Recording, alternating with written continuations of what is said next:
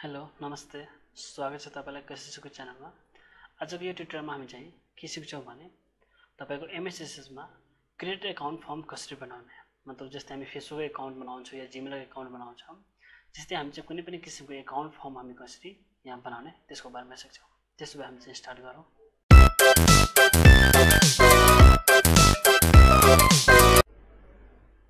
फर्स्टमा तपाईले एमएसएस खोल्नु होला।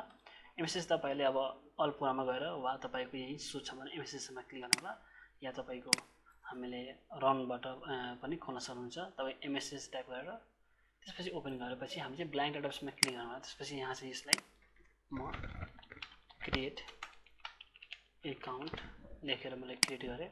त्यसपछि यो टेबललाई क्लोज गर्दिनु होला। क्लोज गरेपछि तपाई क्रिएटमा क्लिक गरेपछि टेबल डिजाइनमा क्लिक गर्नु होला। अब हाम्रो क्रिएट अकाउन्टमा के कुरा चाहियो त्यो कुरा सबै लेख्नु पर्छ। जस्तै यहाँ चाहिँ FIRST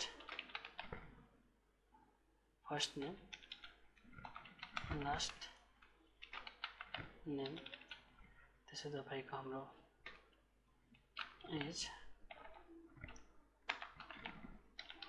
त्यसै तपाईको जेन्डर,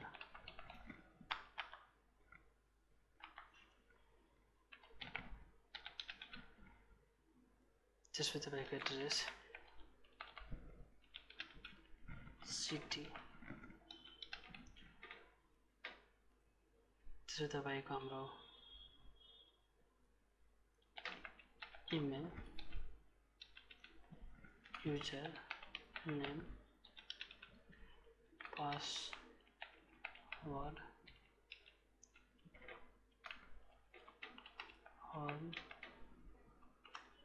पासवर्ड,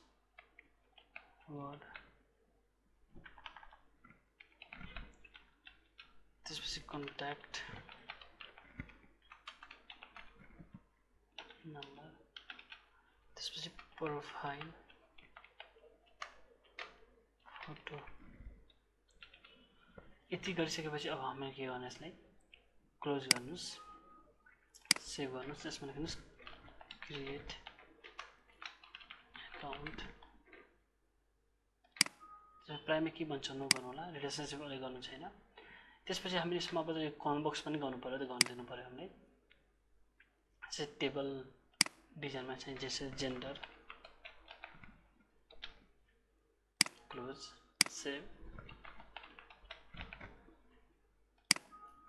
प्राइममा कि नो, जेन्डर लेख्नुस् मेल फिमेल। त्यसपछि फेरि क्रिएटमा गएर टेबल डिजाइनमा क्लिक गर्नुस्।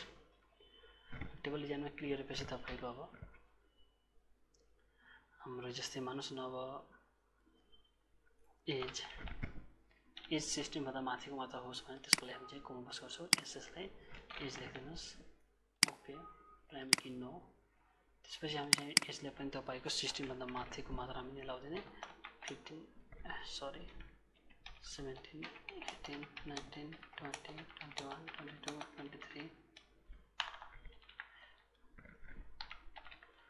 24, 25, 26, 27, 28, 29, 30, 31, 32, 33, 34, 35, 34, 35। यति गरिसकेपछि अब हामी यसलाई क्लोज गर्छौँ। फेरि क्रिएट अकाउन्टमै जान्छौँ हामी। पहिला कमेन्ट बक्स हामी गरिहालौँ। डिजाइन भ्यूमा गइजानुस्। त्यसपछि हामीले एजमा क्लिक गरेर लुकअपमा क्लिक गर्ने, टेक्स्ट बक्समा क्लिक गरेपछि यहाँ चाहिँ एरोमा डाउनमा क्लिक गर्नुस्। त्यसपछि कमेन्ट बक्समा क्लिक गर्नुस् र सोर्समा क्लिक गरेपछि तपाईँ डाउनमा क्लिक गरेर एज चुज गर्नुस्।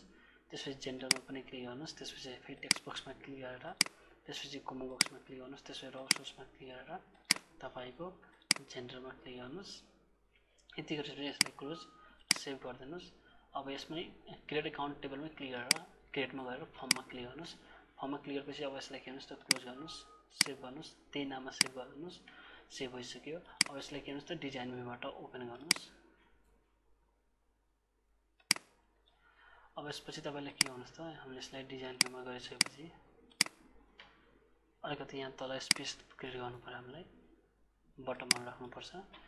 त्यसपछि अब हामीले यसलाई यताको लेफ्ट साइडतिरको कलर फिल गर्नु पर्यो। हामीलाई ब्याक कलरमा क्लिक गरेर एउटा कलर हाल्नुस्।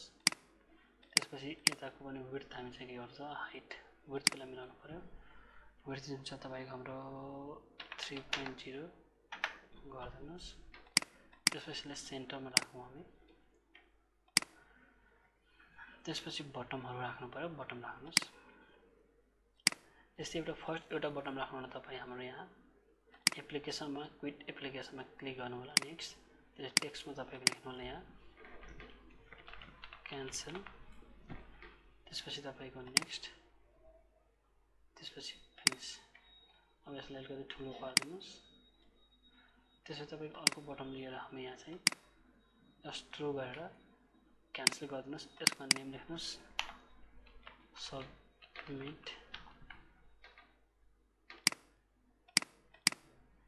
त्यसपछि अर्को बटम लिनुस् यसमा तपाईको रेकर्ड अप्सनमा एड न्यू रेकर्डमा नेक्स्ट अनि टेक्स्टमा तपाईको यहाँ नेम लेख्नुस् create new account next finish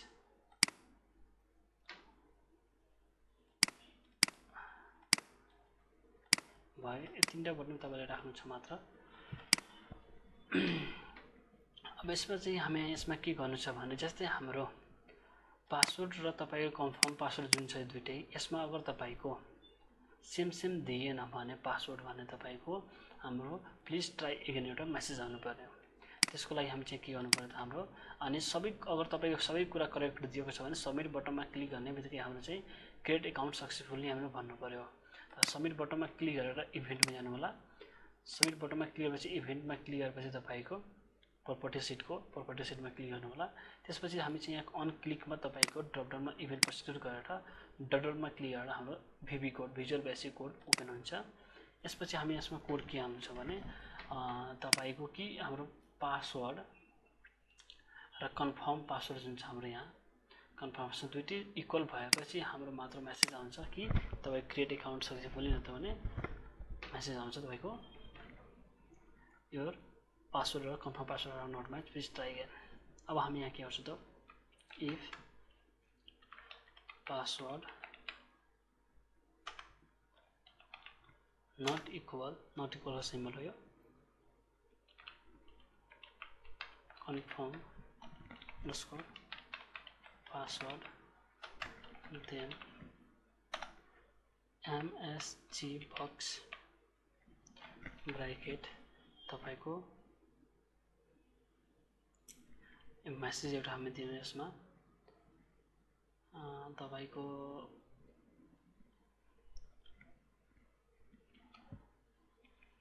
your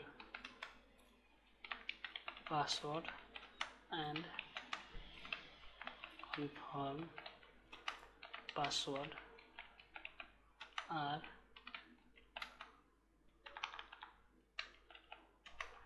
not match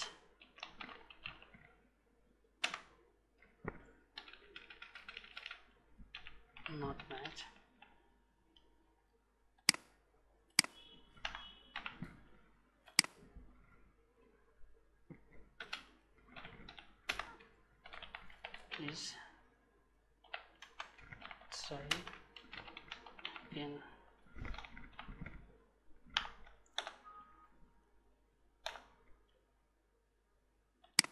इसमें डबल कोट हाल्नुपर्छ सायद डबल कोट मैले हाल्दिने छु डबल कोट मैले हाल्दिए त्यसपछि तपाईको एल्स अगर सबै ठिक छ भने एमएसजी बक्स ब्र्याकेटमा तपाईको डबल कोटमा क्रिएट अकाउन्ट सक्सेसफुली त्यसपछि इन्डिभ